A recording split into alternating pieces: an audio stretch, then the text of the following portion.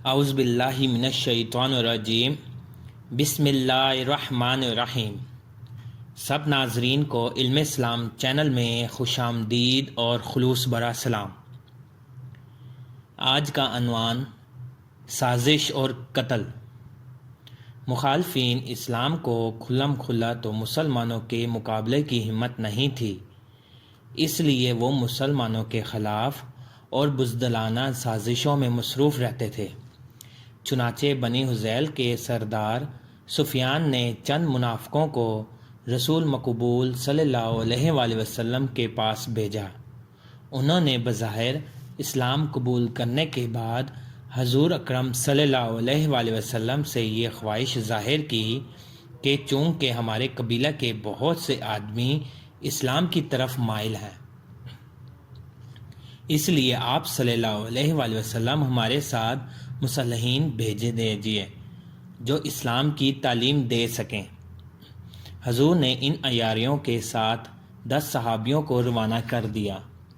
جب یہ صحابی قبیلہ مذیل کے تالاب پر پہنچے تو بنے ہوئے پروگرام کے مطابق 200 آدمیوں نے ان پر حملہ کر دیا۔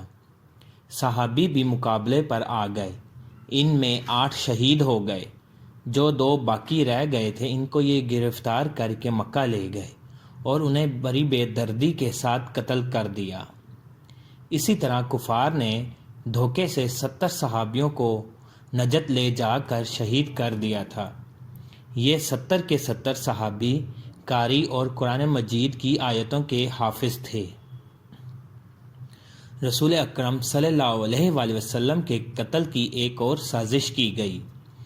2 مظلوموں کے خون بہانے کے مطالبے کے لیے رسول مقبول صلی اللہ علیہ وآلہ وسلم حضرت ابو بکر صدیق رضی اللہ تعالیٰ عنہ، حضرت عمر رضی اللہ تعالیٰ عنہ اور حضرت علی رضی اللہ تعالیٰ عنہ کے ساتھ جب نبو نذیر کی بستی میں تشریف لے گئے تو بنو نذیر کے یہودیوں نے آپ صلی اللہ علیہ وآلہ وسلم کو اپنے قلعے کی دیوار کے سایہ میں ایسی جگہ بٹھا دیا جس کے اوپر ایک منڈیر تھی اور منڈیر پر ایک بڑا پتھر اس طرح کھڑا ہوا تھا کہ اسے ذرا سے اشارہ پر بھڑکایا جا سکتا تھا۔ بنو نذیر کے سرداروں نے یہ طے کیا کہ ایک شخص قلعے کی دیوار پر چڑھ کر اس پتھر کو دھکیل دے اور محمد صلی اللہ علیہ وآلہ وسلم اور ان کے 3 ساتھیوں کا خاتمہ کر دیا جائے۔ چنانچہ جو شخص اس شرارت پر مامور کیا گیا تھا وہ پتھر گرانے والا ہی تھا کہ حضور اکرم صلی اللہ علیہ وآلہ وسلم کو خدائے تعالیٰ نے بذریعہ وحی یہودیوں کے اس ناپاک منصوبے سے مطلع کر دیا اور آپ فوراً وہاں سے اٹھ کھڑے ہوئے اور صحابہ کرام کو ساتھ لے کر مدینہ کی جانب روانہ ہو گئے۔ ویڈیو کو لائک اور چینل کو سبسکرائب کرنے کے لیے شکریہ۔ اللہ حافظ۔